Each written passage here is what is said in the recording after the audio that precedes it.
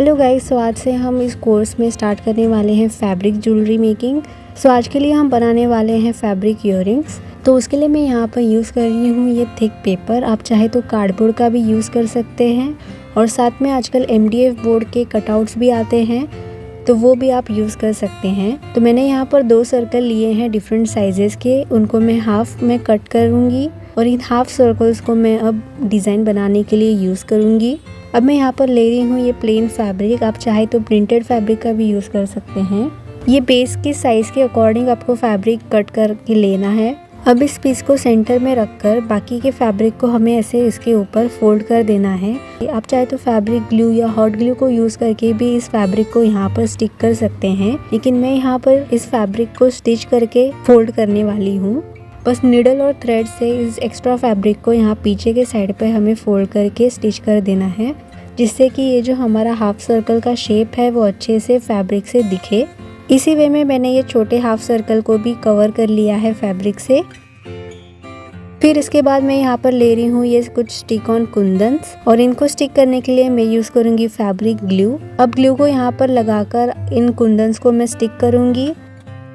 ये कुंदन्स को पिक करके यहाँ सरफेस पे स्टिक करने के लिए मैं ये कलर पेंसिल यूज़ कर रही हूँ। कलर पेंसिल इसलिए क्योंकि इसमें वैक्स होता है और उस वैक्स की वजह से ये यहाँ से पिक करने के लिए बहुत इजी होता है। इसके अलावा आप छोटे वाले जो कैंडल्स आती हैं वो भी यूज़ कर सकते हैं कुंदन्स को या फिर छोटे स्टिक ऑन राइमस्टोन्स को पिक करने के लिए। अब इनको एक एक करके फैब्रिक पे स्टिक करके ये मैंने डिज़ाइन बना ली है। अब इसके बाद मैं यहाँ पर यूज़ कर रही हूँ ये बॉल चेन और अब ये बॉल चेन को भी इस फैब्रिक के बेस के एजेस पे स्टिक कर दूंगी। ये सारे स्टिक हो जाने के बाद अब यहाँ पर मैं ले रही हूँ ये पर्ल लिंक चेन। इनको मैंने छोटे साइज में कट कर लिया है। अब मैं नीडल एंड थ्रेड के हेल्प से इन 2 पीसेस को स्टिच करूँगी और बीच में ये पर्ल लिंक चेन को मैं डालूंगी। तो उसके लिए सबसे पहले मैं इस कॉर्नर पर ये नीडल एंड थ्रेड से ये चेन को यहाँ पर स्टिच कर रही हूँ। इसी वे में मैं यहाँ पर तीनों जो चेन्स हैं उनको यहाँ पर स्टिच कर दूंगी, एक चेन सेंटर में और 2 कॉर्नर्स पर। ये स्टिच कर लेने के बाद अब ये छोटे वाले बेस पर भी हमें इनको स्टिच कर देना है सेम वे में। ये स्टिच करने के बाद कुछ ऐसा दिख रहा है।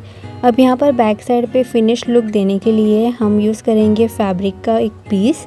फैब्रिक के पीस को ये बेस के अकॉर्डिंग हम कट कर लेंगे और यहाँ पर मैं फैब्रिक ग्लू की हेल्प से इनको स्टिक करूँगी। दोनों पीस के बैक साइड पर स्टिक करने के बाद ये बैक साइड बहुत अच्छे से फिनिश्ड लुक में दिखेगा। अब इसको इयररिंग जैसा पहनने के लिए हम इसके बैक साइड पर स्टिक करेंगे ये इयररिंग स्टड बेस और ये स्टिक करने के बाद अब ये इयररिंग्स रेडी है। अब आते हैं सेकेंड डिज़ाइन पर।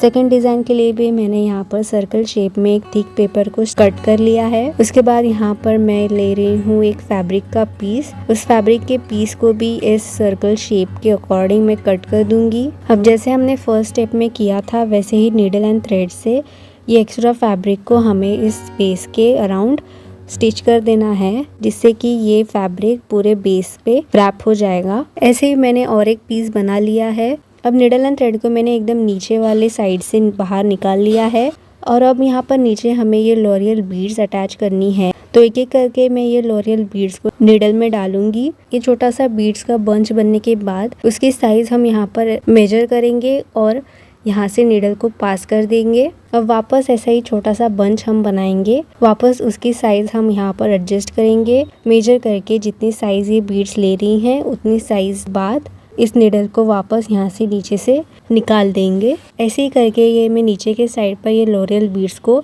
स्टिच कर रही हूँ। ये स्टिच हो जाने के बाद यहाँ पर मैं यूज़ कर रही हूँ ये बॉल चेन और इस बॉल चेन को मैं यहाँ पर स्टिक करूँगी फैब्रिक ग्लू से। अब ये सेकंड पीस पे भी यहाँ पर पूरे एज पे मैंने ग्लू लगा लिया है और उस पर मैं ये बॉल चेन लगा दूंगी। एक्स्ट्रा चेन को हम कट कर देंगे और अच्छे से ये चेन को यहाँ पर हम शेप दे देंगे। इसके बाद यहाँ पर सेंटर में मैं वापस ये कुंदन्स को स्टिक करूँगी।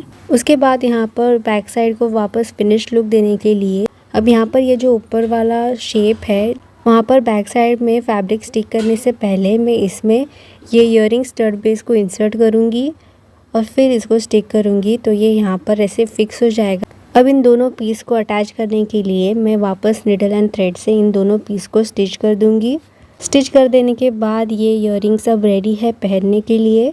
तो इसी वे में आप बहुत सारे डिफरेंट डिज़ाइंस ट्राई कर सकते हैं फैब्रिक ईयरिंग्स में। नेक्स्ट वीडियो में हम फैब्रिक नेकलेस बनाना सीखेंगे। तब तक के लिए please do like this video and also do subscribe to my channel and press that bell icon to get the notification of my upcoming video.